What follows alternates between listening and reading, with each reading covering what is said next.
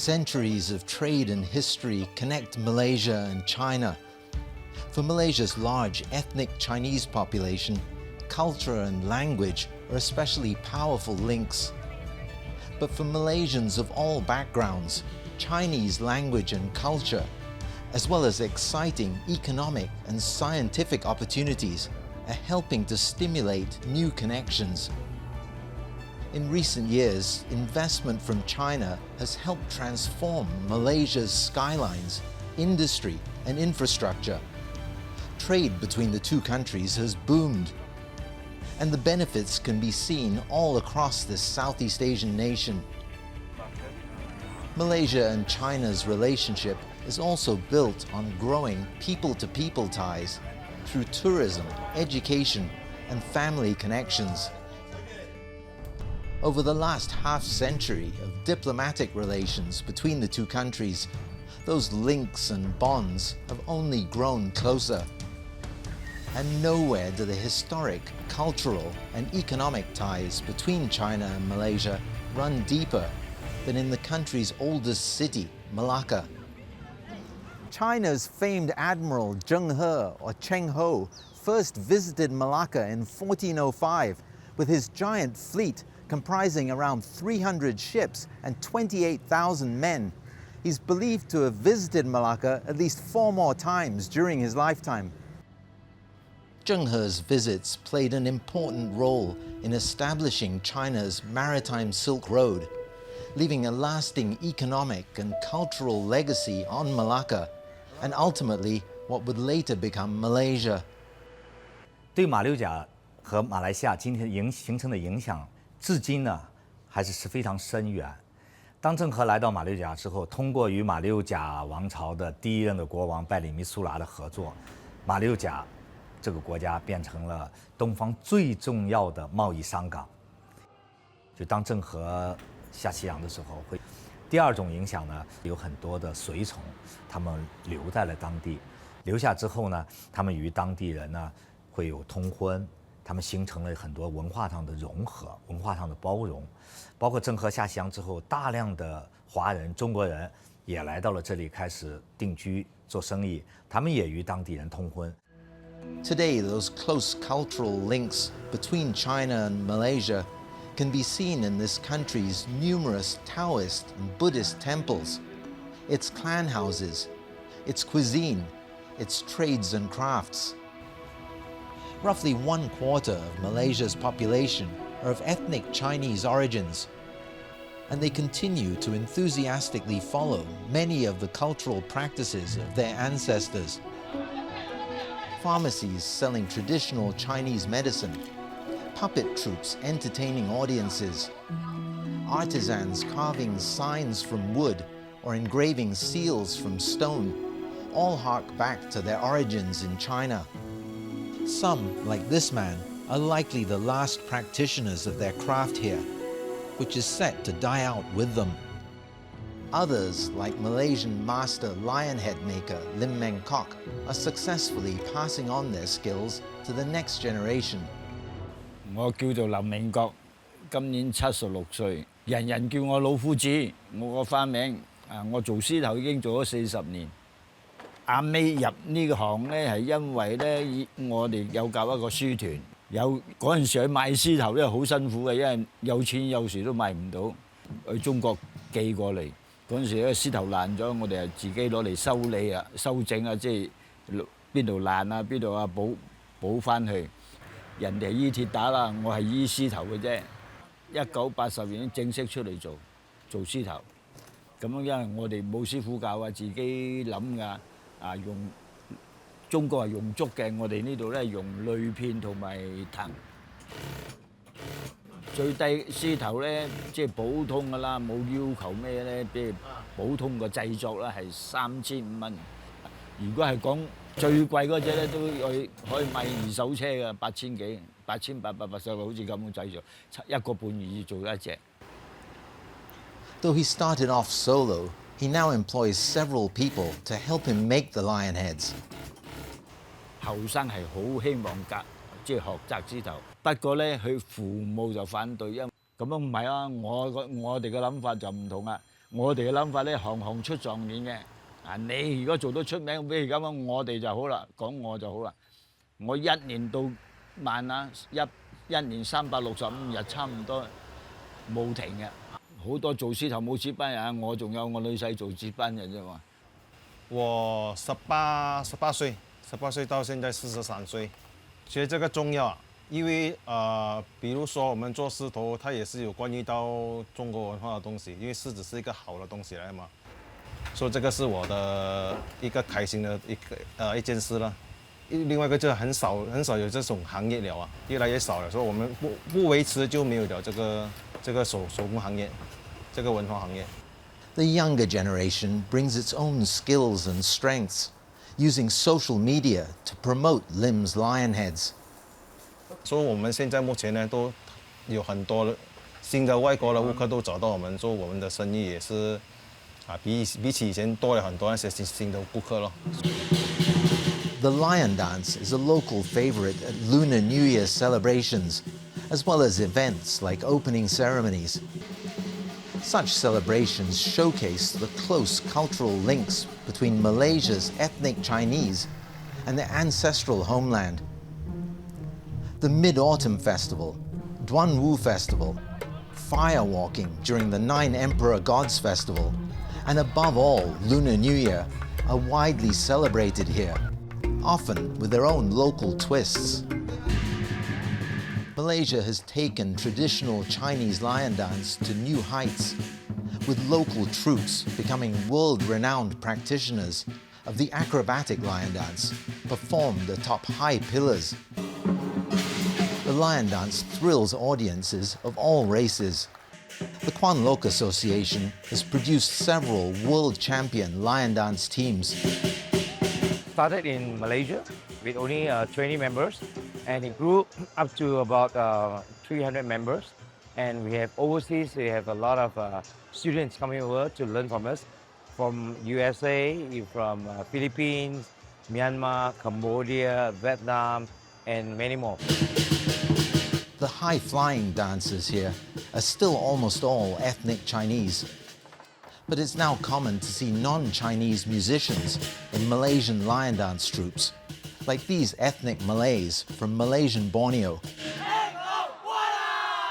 Memang daripada kecil saya memang minat lah. Memang minat. Okay, so bila kecil nak masuk tarian singa tu, ya kita orang boleh dikatakan Muslim kan. Main cymbal, okay, drum tu dalam training lagi, okay, and pemain echo lah. Saya memang minat main echo. Our local government have recognized this as a sport too. So it's a very positive thing, and we can see it that can progress. Maybe in this next coming 10 years, we can see more acrobatic lions from all different races, and we have pushed this lion dance for all, this slogan. While cultural links have endured and evolved, and economic links have blossomed, the people-to-people connections between China and Malaysia have also grown stronger in recent years, the field of education being a prime example. Xiamen University, Malaysia, on the outskirts of Kuala Lumpur, is a groundbreaking institution. In 2016, it became the first top-tier Chinese university to establish a branch campus overseas. The links between Xiamen University and Malaysia stretch back to the late 19th century, when a man called Tan Kah Kee moved from Xiamen to what was then British Malaya. He did quite well in terms of business, but he contributed all his assets finally to the great cause of education. So he set up Xiamen University 1921, and we think that it's a very natural kind of development for Xiamen University to come back to Malaysia. We like to nurture young talents with dignity and wisdom, turn them into a fine citizen of the region who will make contribution to the prosperity of the people and social progress of Malaysia, China, Southeast Asia. The university currently has around 7,500 students from 44 countries, about 800 of them from outside of China and Malaysia. 19-year-old Lin Shujin is from China's Fujian province and studying journalism at the university. I chose this university with a high expectation. The reason I chose journalism is that it had been a dream for me for quite a long time because my parents, they both work in the fields related to politics and media. So when I was a kid, we will discuss about all kinds of news in the society around the dinner table.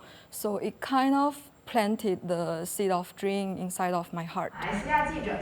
Lin was chosen as an intern to work with Xiamen Television, which has a bureau and studio at the campus. The journalists, they were all very patient. I was taught how to operate like this teleprompter, and I also tried to broadcast the news here. And I was also given some chances to interview others during the different events. But the practices were very much difficult compared to what we learned in the classes. 所以你一定要倾斜，然后从这个风池往下，还有就是胸腹。 Courses in traditional Chinese medicine, or TCM, are attracting strong interest from local students as well as ones from China. Chan Jin Yen is from the city of Malacca. So I chose to study TCM is because I'm more curious about this because I can know about the disease from the pulse, from the color of the skin, color of the tongue. I think most interesting is that we can go to internship to China, Hospital China, within 1 year. So we can get more experience from there. So in my future, I think I will go further study, maybe in China. After that, maybe I will go back to Malaysia to work in some clinic or some hospital to get more experience about that. Then maybe we'll open a clinic, become my own business. The university is also seeking to become a major research institution. Green technologies, in which China has become a world leader, is a key focus area. This research center is led by Malaysian professor Ong Wee Jun. So here we are looking into that is natural photosynthesis. Is it possible for us to look into an artificial way? And for that, we call it as artificial photosynthesis. Instead of leaf, we are producing nanomaterials. That nanomaterials is actually kind of resembling a leaf that's able to absorb the light, absorb the water, absorb CO2, and convert into value-added chemicals. And that whole concept is actually a waste to wealth technology because we want to turn waste into wealth or turn trash into treasure. We also are receiving some research funds from the Chinese government as well as from the Xiamen University China. So hope that with more collaborations as well as more experts coming from the main campus, I think this is something we can have a synergy, a collaboration between China and Malaysia. Xiamen University researchers are also collaborating with the owners of this farm, growing the prized and pungent durian fruit in central Malaysia. The farm is working with local company Sustainable Harvest, which uses China's Alibaba Cloud to tap the power of artificial intelligence and the Internet of Things, IoT, to boost the efficiency and productivity of durian farms. Xiamen University helps analyze the data. So this is the satellite IoT. So it's using a satellite connectivity. It's, as long as you can see the sky, all the data can actually send through. So there are a lot of farms which is in a very rural area. There's no connectivity at all. So this is one of the best solutions for that.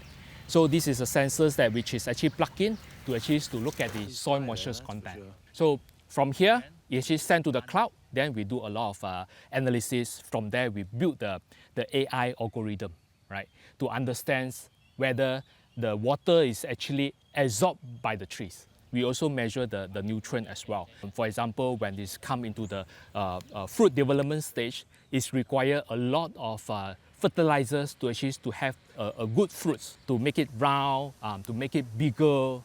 The technology can also be used to ensure the optimum amount of water and fertilizer is delivered to specific areas or even trees. Farmers are seeing the benefits, though they say that many of their peers have been skeptical of their investment in technology. When we want to start use all this IoT, a lot of people tell us that you throw the money to the sea. This is the sentence that they give us. However, I believe that data able to help us. If we have all the data, based on the experience and the data that we collect, I believe that it's more powerful when we do this decision making. We can use all this data to improve our yield, and we can reduce all the expenses as well. If the fruits are of high enough quality, then they can be flash frozen and sold to China, where prized Malaysian varieties such as Musang King sell for top dollar. Malaysian durian and durian products are marketed extensively via e-commerce platforms, especially in China and on Chinese platforms. Those e-commerce platforms are playing a key role in increasing opportunities for Malaysian small and medium-sized businesses and helping them up their game. The founder of a company making skincare products, Sarini Zainal, has a degree in chemical and biological engineering from South Korea. Currently, we are selling in Malaysia through e-commerce platform, and we just launched our product in few retail pharmacies, and maybe starting from this year, we're going to enter the international market as well. Currently, we are still relying on the e-commerce, mostly like 80%. Alibaba's Southeast Asian e-commerce offshoot, Lazada, sent Sarini to China for training. I learned how the China people, they do their business, like they merge with the manufacturing company. So here I am today, we already merged with one of the biggest OEM skincare company in Malaysia. The benefit is that we can lower down the cost, benefit the customers, and sell at the best price. I think we are just a small local brand, so having a huge marketplace platform that allow us to be among the other competitors is another advantage for us to be among the best. Newer Chinese platforms, including social media platforms, are also boosting opportunities for Malaysian businesses. Among them is Xiaohongshu. According to one recent study, Malaysia has the largest number of users on the platform outside of China. Shira Lam is a social media influencer and also has a company creating promotional materials for businesses. Mostly I have more clients and also food and beverage clients. What we do for them is to create a social media and also post content creation to create brand awareness and also promote for their upcoming promotions. Sangshu in Malaysia, right, is I think it's growing since 2 years ago, but by that time it's more to the readers. But if you say the content creator that's growing is around 1 year, so more and more business clients, they think that this is one of the platforms that is necessary to reach out more customers. It's hard to believe now, but just over a decade ago, before the advent of the Belt and Road Initiative, Malaysian companies invested far more in China than the other way around. The situation has flipped in recent years, with Chinese state-owned and private firms being among the biggest foreign investors in Malaysia, in heavy industries such as steel, in upgrading ports, in assembling automobiles, in ICT, in green technologies, in high-rise construction, in rail building. The China Communications Construction Company, CCCC, is taking the lead on Malaysia's biggest ever infrastructure project, building the 665-kilometer-long East Coast Rail Link from the country's big West Coast ports through the capital to a joint China-Malaysia port and industrial park on the underdeveloped East Coast and up toward the border with Thailand. It's bringing contracts and skilled jobs to locals and is expected to boost development right along the route once the line starts operating in 2027.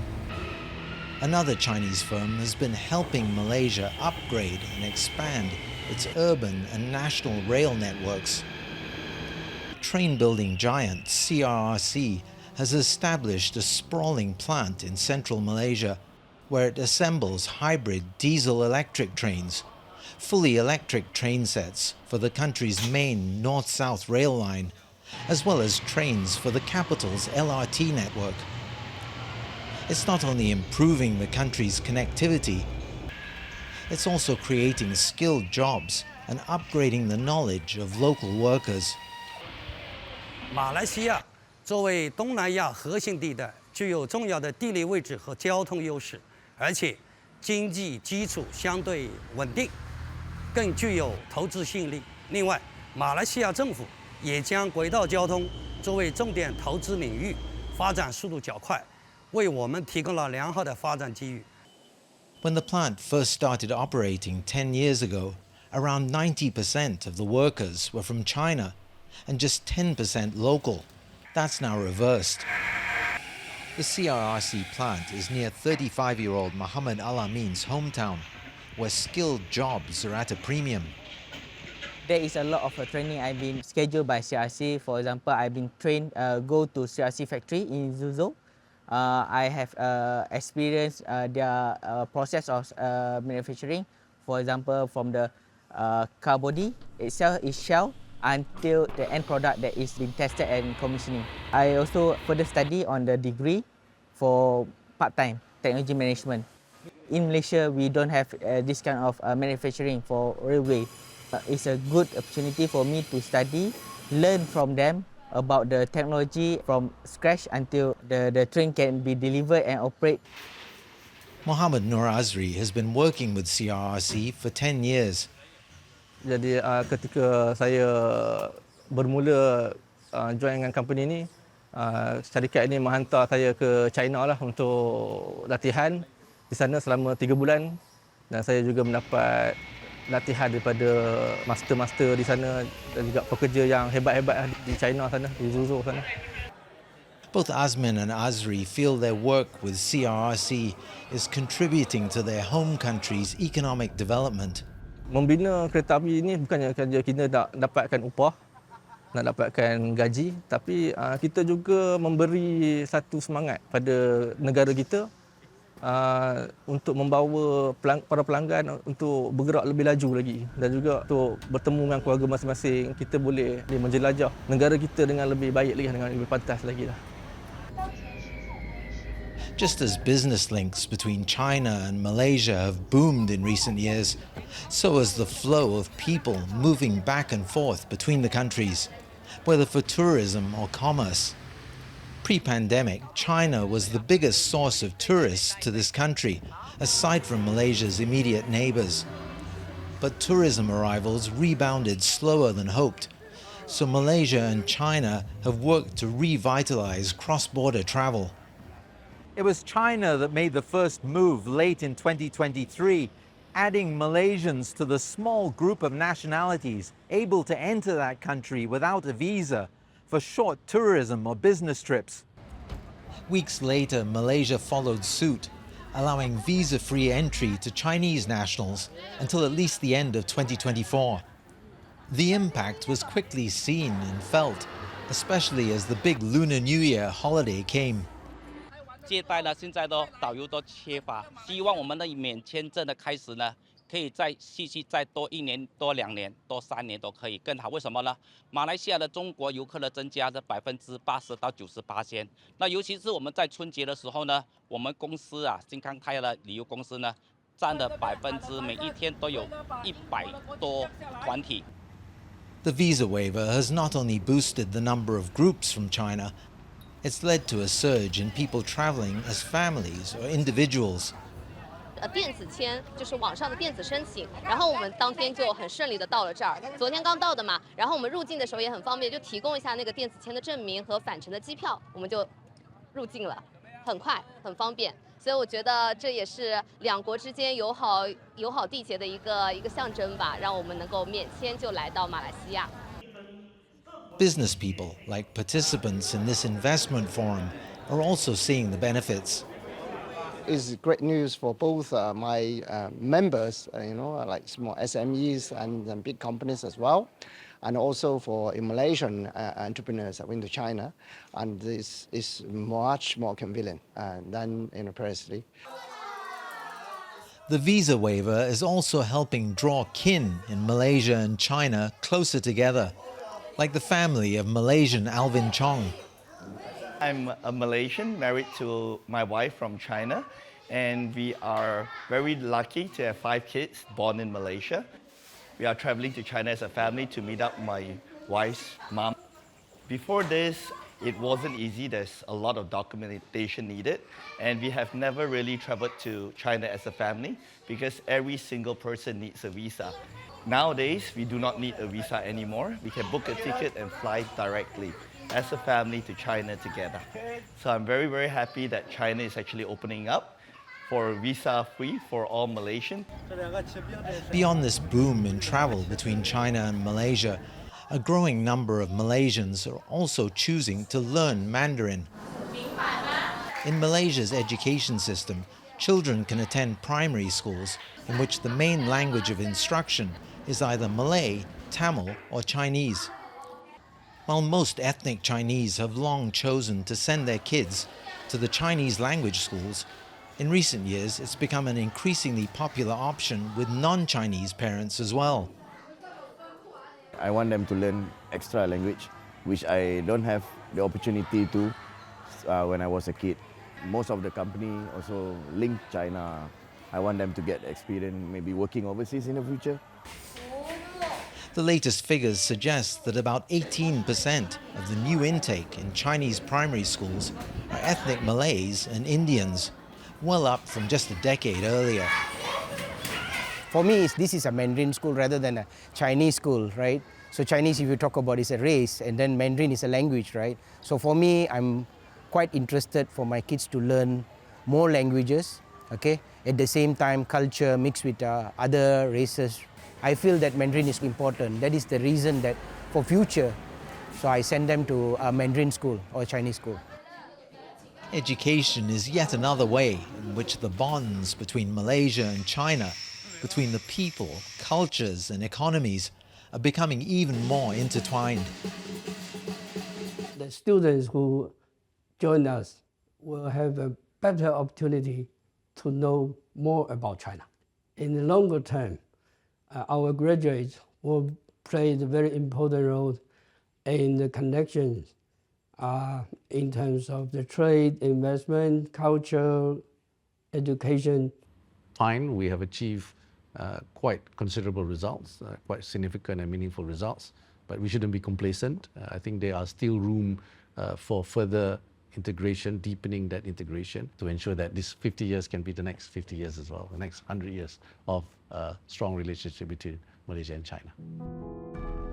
6 centuries ago, when Zheng brought his giant fleet to the shores of what is now Malaysia, his arrival led to greater trade and diplomacy between these two countries. It also helped spark a greater understanding and appreciation of each other's cultures and brought new opportunities. Those connections have grown over the past half-century of diplomatic ties and will only continue to grow in the decades ahead. The spirit of Zheng living on in the people of Malaysia and China as they look to take that legacy to new heights. For Assignment Asia, I'm Ryan Meltzer in Malacca, Malaysia.